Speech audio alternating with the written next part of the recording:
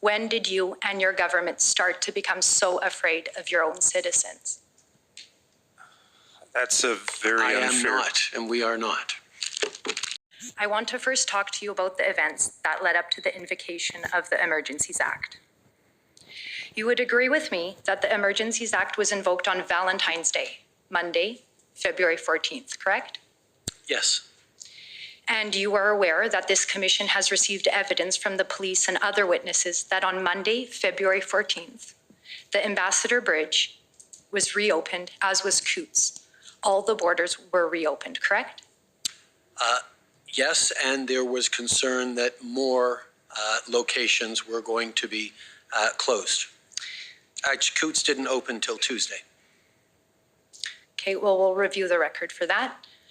On the Sunday night, February 13th, there was an IRG meeting and you were there. And in fact, you were the chair of that meeting. Is that correct? Yes.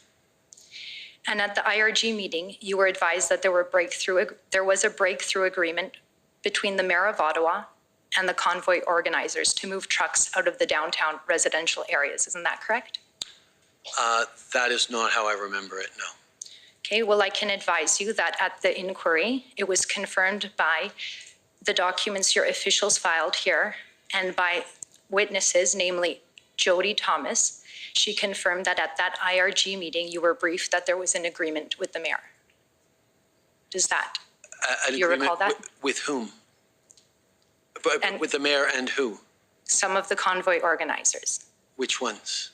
Well, Tamara Leach, who's present here in this room, signed a letter. It was made publicly available on the news on Sunday, February 13th, and you were advised of that agreement at the IRG meeting. And we were also advised that that agreement wasn't holding and that many of the convoy had decried it as fake news and not actually an agreement that they would abide by. And you learned that on Twitter, is that correct? No, we learned that at the IRG. By whom? By our elected officials. Thanks.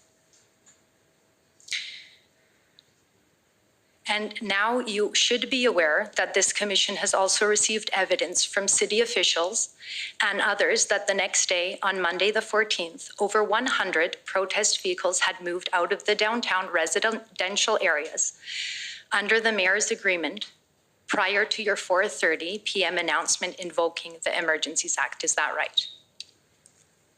I can't speak to that, but I'm sure others have or will. They have. And you are aware of the evidence before this commission from police officials and others who testified that the efforts by the truckers to further vacate the downtown residential areas under the mayor's deal were blocked by the police on both Tuesday and Wednesday, February 15th and 16th. Are you aware of that? No, I am not. My understanding was the police were allowing anyone who wanted to leave to leave. Okay.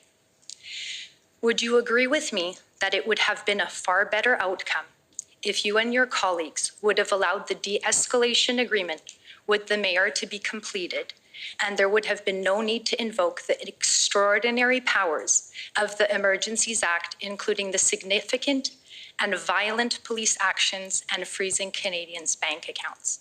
If I could interrupt, Commissioner, it's Brian Gover on behalf of the Government of Canada. The agreement was to move the protesters to Wellington. My friend is misstating the evidence in my submission.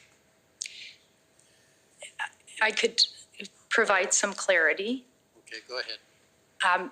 It's very well known in the agreement with the mayor that it was to remove vehicles from the downtown residential areas, and yes, Mr. Gover, thank you, to move to Wellington, but out of residential areas apart from Wellington, so thank you.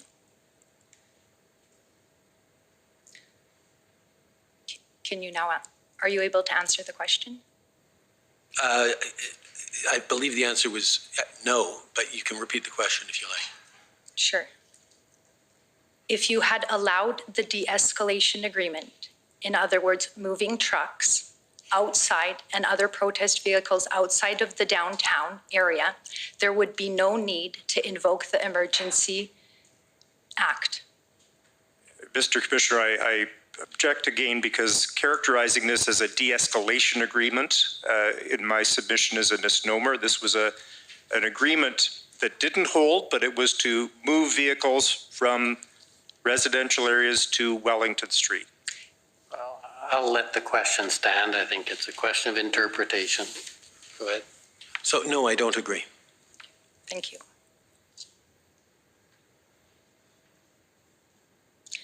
Your officials have testified that they were following the convoy as it began moving from regions of Canada towards Ottawa. And you are aware that thousands of Canadians lined the highways and overpasses to cheer the truckers. Is that right? I can't speak to the number, but yes, Thank you. there were many supporters, yes. Mr. Prime Minister, I would like to read to you an excerpt from 3 of the many statements that Canadians prepared for this commission. Canadians who supported the convoy and explained why. And I would ask the registrar to bring up document ID HRF 401660. If you could turn to page 274, please.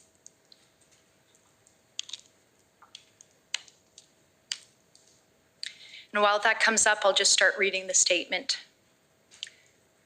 274.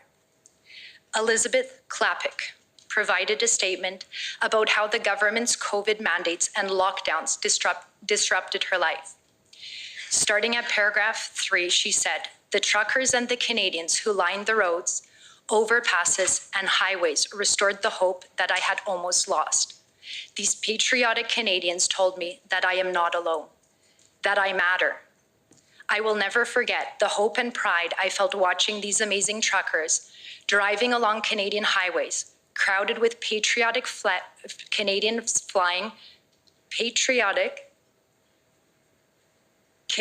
flying their flags and holding their signs of support.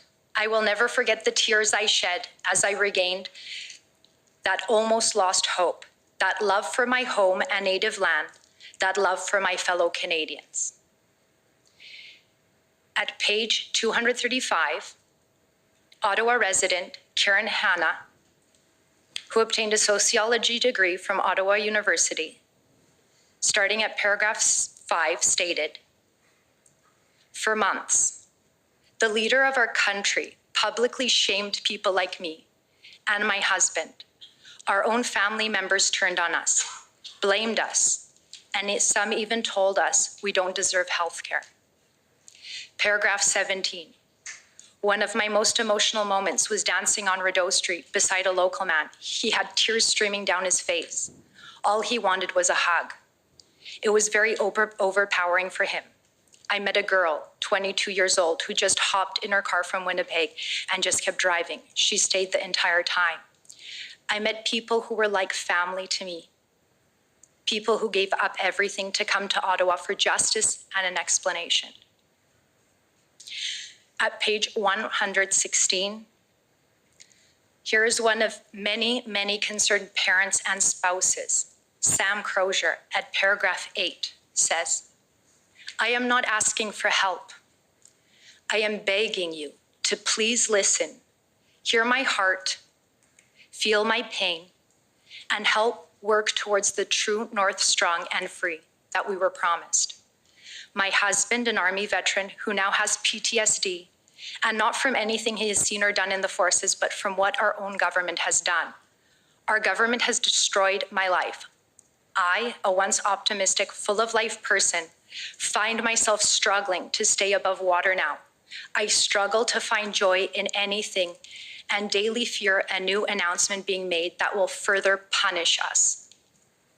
I have written the same email to every member of Parliament daily and been ignored by a large collection of the people meant to be our leaders, meant to be listening to us. Mr. Prime Minister, you have now heard the statements from some of the many concerned Canadians who felt compelled to support the protesters. Do you now understand the reason so many Canadians came to Ottawa with such resolve in the midst of a harsh, cold Canadian winter because of the harms caused by your government COVID mandates, and they wanted to be heard. I am moved, and I was moved as I heard these testimonies, as I saw the depth of hurt and anxiety about the present and the future expressed by so many people. The COVID pandemic was unbelievably difficult on all Canadians. And my job throughout this pandemic was to keep Canadians safe. And the way that I chose to do that was to lean on public health officials, lean on experts and science on the best way to keep Canadians safe. And because Canadians got vaccinated to over 80%, we had fewer deaths in Canada than places that didn't reach that. And every heartbreaking story I hear of a family who sat beside the bed of a loved one dying because they had believed that the vaccines were more dangerous than the disease, I take personally, because I wish I could have done more And I don't mean people to cut to you get off, vaccinated. but I only have 10 minutes, so thank you. That was helpful. Mr. Prime, Just to interrupt you, you're going to have to shorten it because you're already over your time. okay, thank you. A number of people have testified in this inquiry referencing your widely published comments and calling the unvaccinated racists and misogynists. And we have heard testimony in this inquiry about how some of your officials wanted to label protesters as terrorists. Would you agree with me that one of the most important roles of a prime minister is to unite Canadians and not divide them by engaging in name calling? I did not call people who were unvaccinated names. I highlighted there is a difference between people who are hesitant to get vaccinated for any range of reasons and people who deliberately spread misinformation that puts at risk the life and health of their fellow Canadians. And my focus every step of the way, and the primary responsibility of a prime minister, is to keep Canadians safe and alive. Right. So in terms of safety, when you met with, I'll reframe, Minister Blair, Public Safety Minister, Minister Mendicino, National Security Intelligence Advisor Jody Thomas, and RCMP Commissioner Brenda Lucki, and today you testified that the federal government was committed to exhausting all alternatives to a resolution prior to making a decision to invoke the extraordinary powers of the Emergencies Act. Do you agree that that accurately describes your government's position? That the invocation of the Emergencies Act was a measure of last resort, was not something to be taken lightly. Thank you. And something to do when other options were not effective. And you are aware that the OPP, along with others, developed an engagement proposal, and you were advised of that proposal at the IRG meeting on February 12th, correct? It was a proposal, but we had, and it was presented to us, we had more questions about how it would actually work. It was not a complete proposal. My last question, Mr. Prime Minister, when did you and your government start to become so afraid of your own citizens? That's a very unfair. I am not, and we are not. Those are my questions.